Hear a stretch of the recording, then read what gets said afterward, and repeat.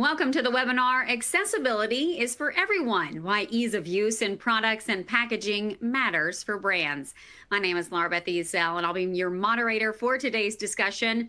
A twist-off bottle cap, a pull tab on a can, a blister pack with extra thick paper or foil. For millions of people with dexterity issues, these types of packaging features aren't just a challenge.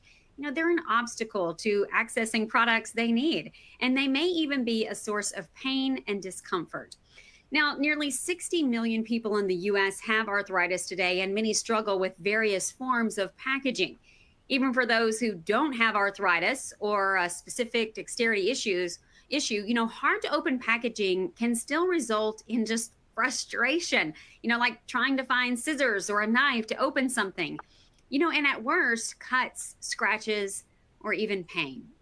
So this presents packaging engineers and designers with an opportunity, right? By incorporating inclusive design principles into their products and packaging, brands ranging from healthcare to beauty to food and beverage can make their products accessible to millions more customers. And they improve the experience for all of their customers, regardless of any dexterity challenges.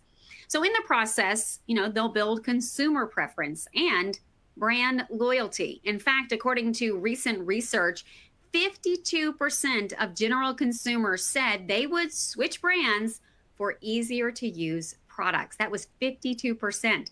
So among patients with arthritis, that number is 67%. But what does ease of use mean? And how can these principles be incorporated with other packaging requirements, such as product protection, safety, and sustainability? Well, our experts today from the beauty packaging industry and the Arthritis Foundation are going to discuss why inclusive design should matter to brands right now and how ease of use guides can help make packaging accessible for all. Now, but before we jump into our discussion, here's a look at what we'll be covering today so you know what to expect. First, some simple housekeeping items. At the bottom of your screen, you'll find some application widgets for your use. Now, these widgets are all resizable and movable, so feel free to move them around to optimize your desktop space. Please note the slides will advance automatically throughout the presentation. To enlarge the slides, click the Enlarge Slides button in the top right-hand corner of your presentation window. Now, we encourage you to submit questions using the Q&A widget throughout the presentation. We will try to answer your questions during the webcast, but if we run out of time, just know that we're capturing all of your questions and we'll refer to one of our experts to follow up with you. All right, now let's introduce our speakers today. I am joined today by Deb Gokie, Vice President of Consumer Health and Ease of Use with the Arthritis Foundation. Deb has over 25 years of experience as a leader at nonprofits focused on patient health and well-being. At the Arthritis Foundation, she's leading the development of the Ease of Use program, which certifies products and packaging that have been designed to be easier to use for people with arthritis and chronic pain. Deb, thank you so much for being here today with us. Thanks so much for having me. We're really excited to be able to share some great information. Hopefully something that somebody can take a nugget away from and use in their daily businesses. Absolutely. Also joining us today, we have Evelio Mattos, who is a packaging designer and engineer with nearly 20 years in the industry. His experience also includes editing The Die Line, a leading packaging publication. And if you can't see, he's the host of the podcast, Packaging Unboxd. Evelio, it's great to have you with us today. Thank you so much. I'm super excited to be here. I can't wait to jump in and get into the details of this. Absolutely. And we also have with us today Aerin Glazer, who is the founder of Tilt Beauty. This is the first cosmetics brand to incorporate accessible design as a founding principle and achieve ease of use certification. Aerin herself was diagnosed with psoriatic arthritis as a teenager, and she has used her experience to create a brand that is designed with everybody in mind. Aerin, thank you so much for joining us today. Hello. Thank you so much for having me. I'm very excited to be here today. Excellent. All right, so to start us off, let's talk about what inclusive or accessible design is and why does it matter for brands right now? Deb, I'll start with you here. Well, thank you. I think what's so great, if you think about inclusive or accessible design, is it's when something in the matter of a product or package is designed thinking about somebody perhaps with arthritis or chronic pain or a disability and how to make it easier for them to use. And what really happens when you create for someone with a disability or chronic pain, you make it easier for all consumers. So it becomes something that's much broader than just a targeted community. And why does it matter? Arthritis is the #1 cause of disability. In US, there are more than 60 million people with arthritis and hundreds of thousands of kiddos that live with arthritis. In Europe, there's 83 million. In Asia, there's 212 million. And all of these numbers are expected to grow by 40% in the year 2030. So think in 5 years, that's 40% growth. And the buying power of this community is in the trillions. And those numbers are expected to double by 2030. So when you take just the range of people with arthritis and the number of their expected growth and their buying power, it's something that is really important and it needs to be addressed. We know that more than 50% of consumers would purchase a product and pay more for it if it was designed easier to use. And to your point earlier, it also ties a little bit into mental health issues, because when you can't open a product or package, I think we've all struggled, whether we have arthritis or we don't, trying to get a package open at some point or use a product, it can be very frustrating, which ties into mental health. And we also know that most consumers will not repurchase a product or a package if it's difficult to use. Yeah, great points. It immediately makes you feel weak, or so just great points there, and just some compelling numbers. Yeah, thank you for just that introduction there for us. And Aerin, as someone who has experienced this firsthand, why is accessible packaging so important? Well, to start, let's be perfectly honest with the way that some things are packaged these days. It's hard for anyone to open just about anything. So imagine how difficult it is for so many of us struggling with arthritis. Beyond that, arthritis can be a hidden disease. Nobody can instantly recognize that somebody may be struggling with it, and therefore it's often gone ignored by manufacturers. However, with over about 20% of adults struggling with arthritis, there is not only a big need for accessible packaging, but a very big market. Everybody dislikes when they can't open a package or use a product comfortably. So with accessibility, you make your products better for everyone.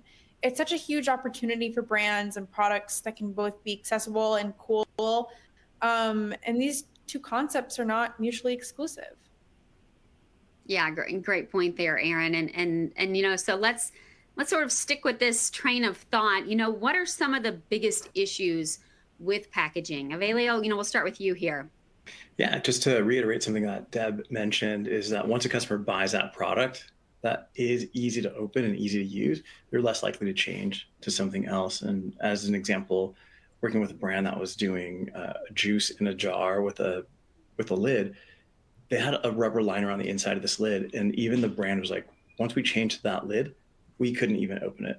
And they saw sales drop. So it's really powerful. And it's just a reminder that we need to not only include everyone with disabilities, but really just think of ease of use as a way for all consumers.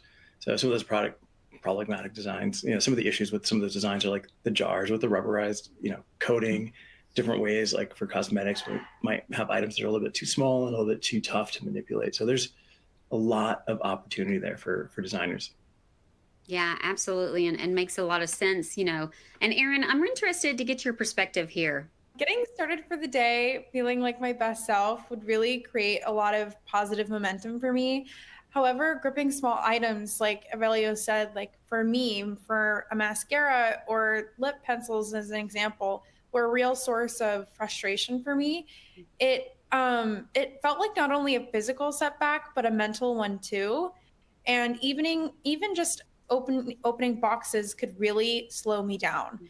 And it's such an impediment. You want to be able to do things normally, and when your physical capabilities hold you back, it really makes you feel worse. Yeah, and Aerin, that's a great point with potentially making some of these cosmetic products larger, that may make it a little bit easier for a lot of consumers to use. But the brands are also concerned if we make things bigger, it's going to pack out a little bit larger and their shipping costs go up, and those impacts to margin or them having to increase cost to all consumers, that's a huge concern for brands. And especially now that we're talking about tariffs, everybody's trying to reduce costs, and some of these things may take a backseat, unfortunately. Yeah, and that's a really great point there to bring up. So, Deb, I'd like to get your thoughts on this. Yeah, I think that is really interesting because, you think about Aerin's struggles daily and Evelio's points, especially now with tariffs and shipping costs changing if the design changes. But we've been doing a lot of research on what consumers will do and what they won't do. And we know that consumers will pay more. Over 59% of consumers will pay more for a product if it's easier to use. So there may be a little bit of wiggle room in there to add that value on. I think also, if you can think about, we look a lot of times at like, where is that consumer loyalty? And, if you purchase a product and you love the way it works or the way you can open it, you're going to go back to that product again because it's so easy. It oftentimes won't matter that because you can use it. I don't have arthritis, and I use a lot of the products that we certify and many of the packages, and I share them with family and friends. And I can tell you that most of the people that I share with and myself, I don't use anything else anymore. So it is what's certified because, one, they're comfortable if it's a product like a writing utensil, or if it's a package, it's just so much easier to use. And so I do think there is a point to what Evelio is talking about, but I also think there's that room for that consumer brand loyalty and elevating the cost enough that, once you love something as a consumer, you're not going to go away from it. Yeah, and so let's talk about, our next topic here, so how do brands do this? What are the guidelines for ease of use? And how does a product get certified? So Deb, we'll stay with you here. So, the Arthritis Foundation, we support the arthritis community in the U.S. We spend a lot of time in science and research. We also have huge advocacy efforts in both national and state levels. And we offer a lot of community support. But one of our really relevant programs is we certify products and packages that have been tested both through lab and human factor evaluations, and they're easier to use. But we have companies that come to us, and oftentimes their product is on shelf already. It goes through the extensive testing process and it doesn't pass because they may have forgotten something as simple as adding a tab to an inner seal. And it's so frustrating for the agency, the brand, for us, but ultimately it's a product that we can't get out to the consumer. So as we started looking at where's the gap and how do we help brands, at the design stage, we went into a partnership with Target, which has been a really valuable partnership. They've funded the entire project and it's ongoing right now. And their marketing team also has done all of the illustrations for us, where we took, right now we've got 5 design guides, and they're meant to be proactive for engineers and industrial designers as a resource on when you're thinking about design in the early stages, how you can implement some of these thoughts and design guides, if you will, into the product and packaging, so that when you come to testing, the likelihood of you passing testing is much higher than if you haven't looked at these. There are rigid bottles and bases, rigid components, sealed trays and cards, boxes and bags, and films and pouches. We have another one launching in probably late May on child-resistant caps. So our goal is really to be able to ensure that we are proactively supporting at the design stage, because it often is so costly to go back into redesign. It can cost sometimes 6 and 7 figures. And it's just too costly for a brand to go in once the product is already ready to go to market. Yeah, that's a pretty big number to swallow, to go back in and redesign. So that's a good Yeah. point, you know. And so these guidelines help brands to achieve certification and the ease of use seal, right? Yes. Yeah. If the products pass, then we will license the seal to a company. They can use it on their packaging. It's definitely a shelf differentiator in market today. You can purchase a lot of products, in a lot of retail stores, e-com. 95% of the certified items are sold on Amazon, and you can find them in Target's, Lowe's, Home Depot, Walgreens. They're sold throughout. But I think what's so cool about the specific design guides is the illustrations are very simple and very easy to look at. And we've got points around, we tried to focus really on 8 different areas, and everything from weight to rotation to, looking at joint limitations and what that might look like. And also, if there's, you need to use a tool to open a product or or to open a package or use a product, you really shouldn't have to be able to do that. And so these really show very detailed resources on how you can think about implementing design changes. Yeah, and Erin, your brand, Tilt Beauty, as we stated earlier, has been certified. So tell us about that process. Well, it was extremely collaborative, and I worked with doctors and experts from the amazing Arthritis Foundation. For about 5 years, Tilt worked on iterations to get it just right. For example, a custom length wand on a mascara to get it to the perfect length for people with dexterity issues to use effortlessly. Through a lot of trial and error, we made so much progress, and I eventually landed on something I'm incredibly proud of. Along the way, through various focus groups, I got to share my story and learn from so many others. It's just been both humbling and exciting to give this process the time it deserved. And now it's just so exciting to see people responding and how really benefiting from all of our hard work.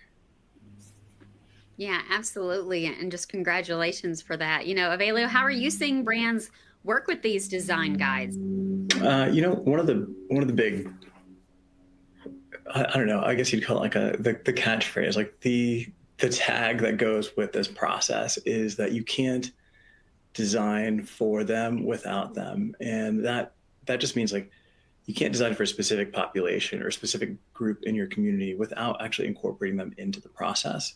And in the past, we've seen a lot of brands try to design for some of these different populations without including them. And it just fails terribly because we have our own biases. We design in a certain way. We think that this is going to be better for someone without actually including them. And it may make things worse. It costs a ton, like you mentioned earlier. And then to try to redesign that versus just bringing in different people from different groups that you're speaking to specifically. And there are a million designers and engineers that do suffer from arthritis and do have some of these dexterity issues that can give you the real feedback and help design and become part of this. So it's extremely important to do something like that. Then, this also gives a great foundation to engineers on materials and maybe new way of thinking, like the squeeze, the weight. And it gives you a great opportunity to really rethink what your packaging can do and kind of change it and make it for the better. As an example, like some of the stuff that I do with like retail packaging, like there's a lot of snap closures, do a lot of stuff in cosmetics. So sizing, how somebody approaches that pack, how do they grab it? How do they open it? Like you said, does it require a tool? Usually it doesn't for cosmetics. I hope it doesn't. But even if you're doing like retail packaging, like a shopping bag, for example, the material of those handles makes such a big difference in the way that you feel when you grab it and when you walk out of the store. The size of it, is it hold too much product? Does it become too heavy? Does it become a struggle? So really it's like looking at every single aspect of what that consumer experience is going to be and then designing it for a better experience. Yeah, that's a great point there, Evelio. And it brings us kind of to our next topic here, which is sustainability. When we're thinking about packaging redesigns as an opportunity, is there an opportunity to make them more sustainable at the same time? It's funny because I'm sorry. It's funny because like with cosmetics, the idea of making things a little bit larger for accessibility also plays into sustainability. A lot of cosmetic palettes, like the smaller ones, the ones that are just about the size of your palm, are actually too small to work through the recycling system. So making them larger will actually make them more sustainable because they won't fall through the cracks of the system and will actually get recycled. So things to ask, is like, how can you change some of these materials? What type of seals are there? What type of labels are there that can go on some of this pack?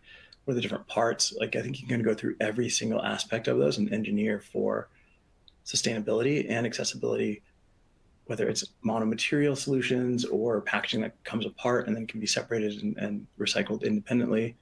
It just takes a designer that really wants to, I guess a designer or a brand that really wants to focus on a lot of these core issues of sustainability, accessibility, and then giving a better consumer experience. And of course, all of those things take time and money. So bringing in a group like the Arthritis Foundation can really help eliminate revisions and design costs. Yeah, absolutely. Which is why we've gathered the three experts we have today, because you guys are giving some fantastic insights. And Aerin, how did sustainability factor into your designs for Tilt Beauty? Well, I think the concept of sustainability as a whole has always resonated with me and my entire generation. I've also become really focused on this during my undergraduate studies at NYU, and limiting plastic waste is a very large priority at Tilt. And our products are refillable, which save a significant amount of plastic. And there's a refill at the bottom of for example, this is the lip balm. It's very easy to swap out the refill, and we're not only are we avoiding plastic waste, but there is an added perk of this being much less expensive for our consumers. Okay, I call that a plus, plus, plus. That was fantastic. Yeah, thank you, Aerin, even for showing that product and walking us through that process.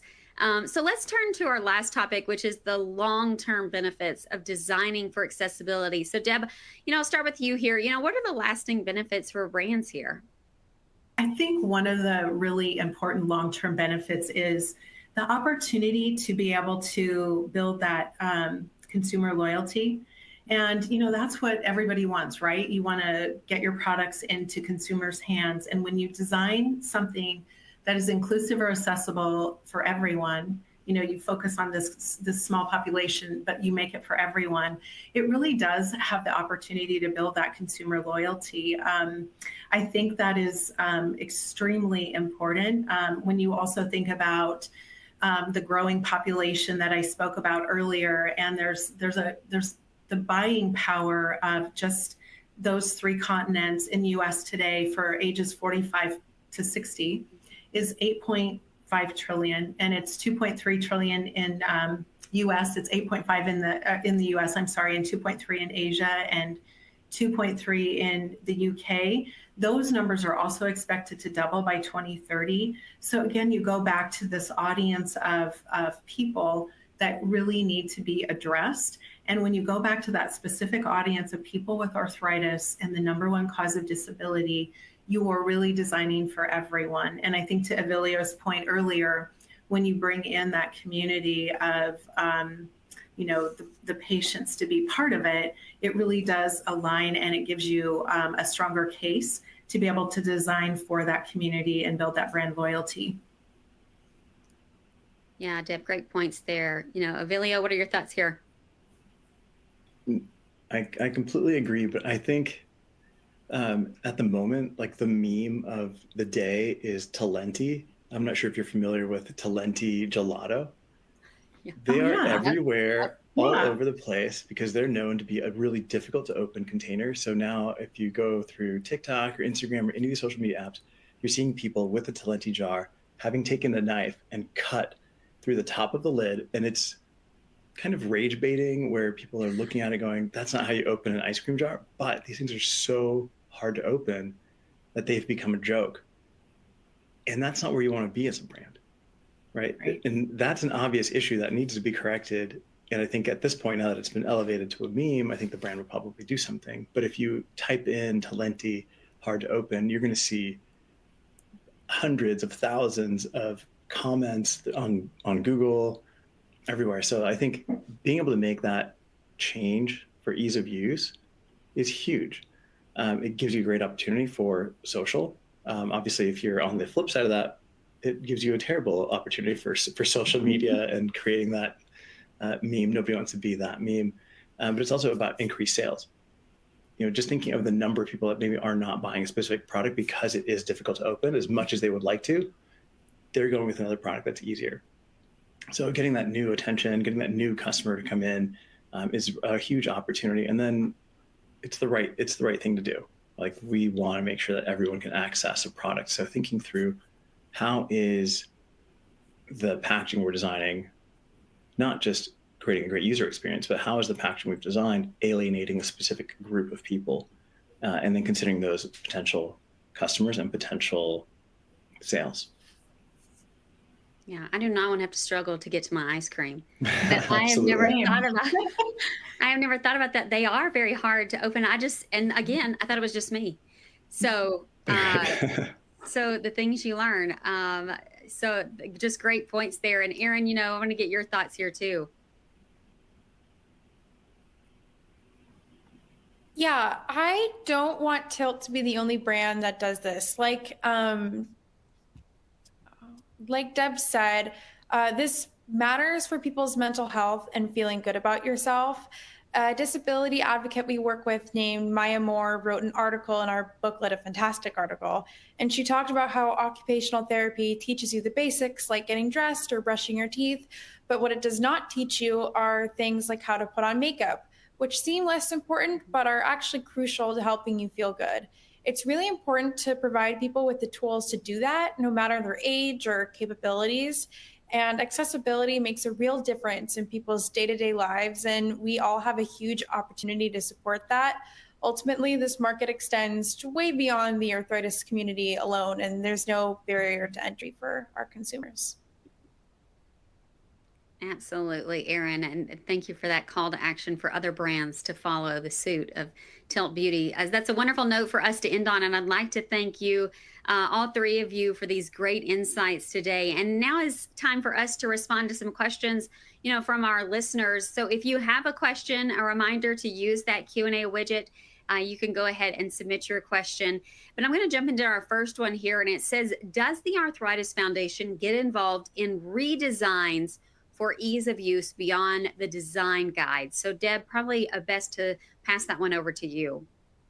Yeah, it's a great question. And what we do is we will get involved in redesign. If a product or package goes through testing and they don't pass, we will offer different ways that they could add or update the design to their product. So we do work from that perspective. Another thing that we also offer, again, more in the early stages, because often redesign becomes too costly and too late. So we really try to get into the early stages, but we will offer just limited lab tests. We just started doing something where if you have a product and you want to just see from a lab perspective, what does that look like? We can do a small lab test before it goes into full testing. And we also offer, to Evelio's point earlier, and Aerin's team did this at Tilt, but we will bring patients to the table at an early stage of design.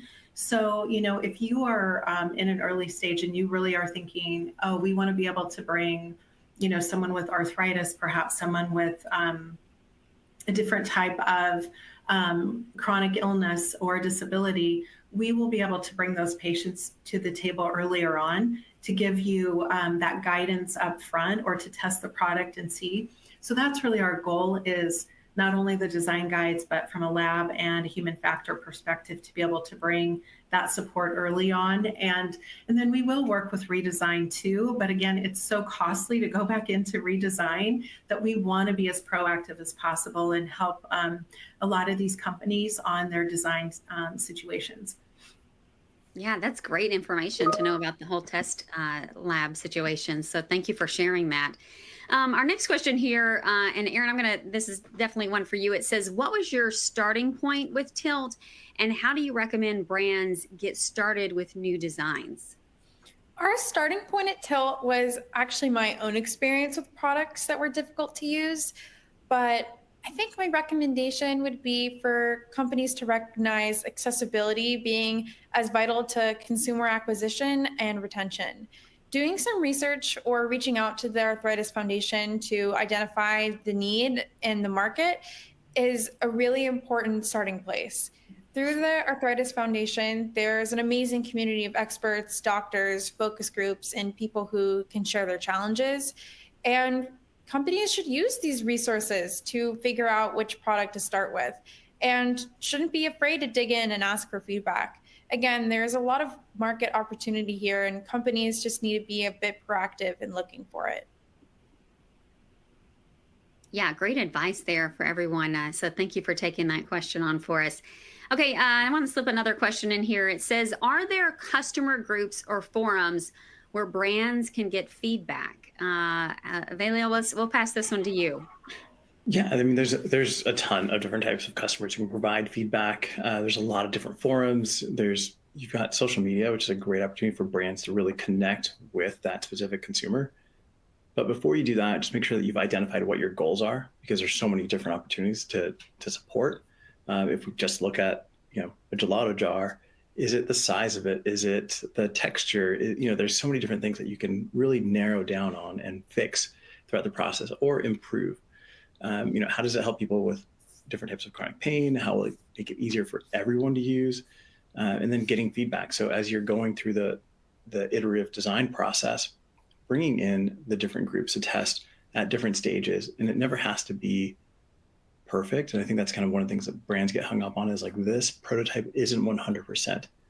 It doesn't have to be to get feedback. You can really go through and have really rough prototypes, 3D printed samples, just to see how things are working and move through it faster versus trying to make all the tooling, get everything perfect, and then have it tested to find out that things don't work the way you'd like them to. And then don't forget about your current customers, right? Like with social media, you can bring them in. And the other benefit there is that when you bring them into the process, they feel a part of the solution, and that customer's not going to be leaving anytime soon. Yeah, excellent answer there. Thank you for taking that question on for us. And that's all the time we have today, but I'd like to thank our panelists again for chatting with us. This has been a truly, really enlightening conversation. I think we should have a follow-up at some point and talk again and see how things are going. But remember, if you didn't get to your question, we'll be sharing those with our speakers, and we'll aim to get you a response as soon as possible. Deb, Evelio, Aerin, thank you again so much for today's discussion. So thank you for joining us. Thank you. Thank you so much. This was so great. Thank you. This was amazing. And I'd like to thank our listeners as well, as we hope you've gotten some great insights on why inclusive design is important and how your brand can incorporate accessibility into your products and packaging. Now, if you would like to learn more about what you heard today, please contact the Arthritis Foundation about how to get started with ease of use certification. And if you check out our resources widget, you'll see a link to there's a downloadable ease of use guides to get you started. So be sure to go to the resources widget. You'll see a link for their free downloadable ease of use guides to get you started. So don't leave without checking that out today. Today's webinar will also be available on demand if you want to review anything we've talked about today or share it with a colleague. Thanks again for watching.